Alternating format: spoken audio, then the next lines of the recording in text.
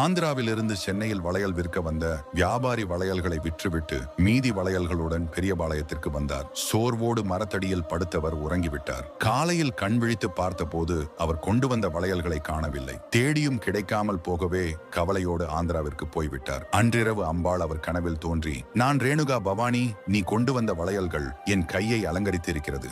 பல யுகங்களாக பெரியபாளையம் வேப்ப மரத்தினடியில் புற்றில் சுயம்புவாக வீற்றிருக்கும் என்னை வணங்குபவர்களின் வாழ்க்கை செழிக்கும் என கூறி வளையல் வியாபாரிக்கு வளங்களையும் அளித்தார். வியாபாரி அனைவரிடமும் தாம் கண்ட கனவை பகிர்ந்து கொண்டு திருக்கோயில் எழுப்ப உதவினார். இந்த சம்பவத்திற்கு பிறகே ஆடிப்பூர தினத்தன்று எல்லா கோவில்களிலும் அம்பாளுக்கு வளையல் சாற்றி வளைகாப்பு உற்சவம் நடத்தும் வழக்கம் ஆரம்பித்தது. அம்மனுக்கு படைத்த வளையலை கர்ப்பிணிகள் கைகளில் அணிந்து கொண்டால் சுகப்பிரசவம் நிகழும். பிள்ளை வரம் வேண்டுபவர்களுக்கு குழந்தை பாக்கியம் கிடைக்கும். திருமணம் ஆகாதவர்களுக்கு விரைவில் திருமணம் கைகூடும்.